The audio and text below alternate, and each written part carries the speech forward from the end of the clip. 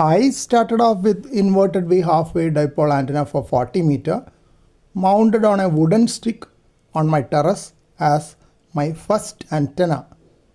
Later, I moved on to horizontal dipole antennas, actually V due to sagging of feed point, mounted between tall coconut trees at my parents' home. In case of antenna, height is might. Naturally, my horizontal dipole performed better. Moreover, by the time I had migrated from VU to VW and QRP to 3x807 homebrew TX with 120 watt DC input. Now I am using a fan dipole for 40 to 10 meter mounted as inverted V and another inverted V at lower height for 80 meter.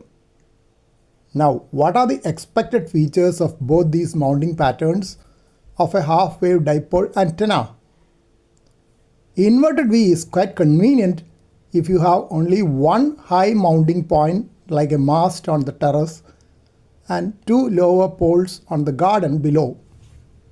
Feed point impedance of a horizontal dipole is around 72 ohms, which is a bit more than the 50 ohms of the feed line coax and radio. In case of inverted V, as the ends are at a lower height, feed point impedance may drop to around 50 ohms, making it a better match for the coax. The feed point impedance also varies with angle that the antenna elements form at the apex. Sharper angles closer to the vertical line at the apex reduces the feed point impedance. Antenna ends closer to the ground also decreases the feed point impedance. Pattern of radiation of both types of dipoles are perpendicular to the axis of the antenna. Yet, in case of inverted V, as the limbs of the antenna are angled downward, the radiation pattern tends to become omnidirectional a little bit compared to a horizontal dipole.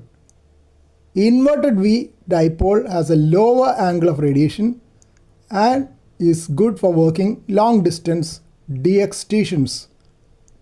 The low angle of radiation reaching the ionosphere reflects down at longer distance.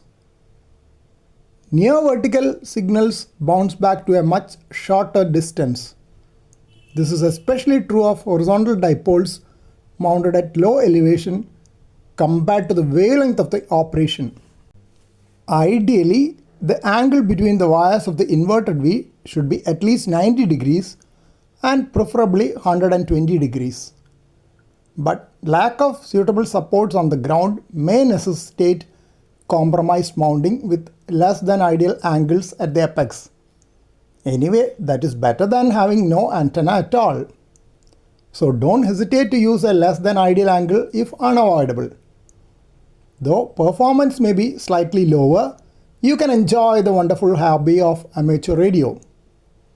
Sloping wires of the dipole causes about 5% reduction in the resonant frequency for the given length of antenna elements. As in case of any wire dipoles, it is better to start with a longer length and trim as needed for the most often used frequency by checking SWR and if available a nano VNA. Reducing length can also be by folding back of the terminal end on itself, though it is not exactly equivalent to trimming. But folding back is reversible while trimming is not.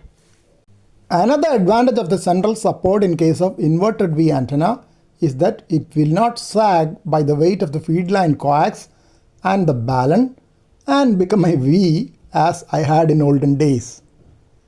Heavier low loss cables like RG213 can be used comfortably with an inverted V antenna. In case of horizontal dipoles, some use pulleys at the ends and hang down weights on the tie wire to counter the weight of the feed line and balun. In that way, horizontal dipoles can be made really horizontal. To avoid accidental touching of antenna elements by humans or animals, lower ends of the inverted V dipoles should be at least 3 meters above the ground and well insulated.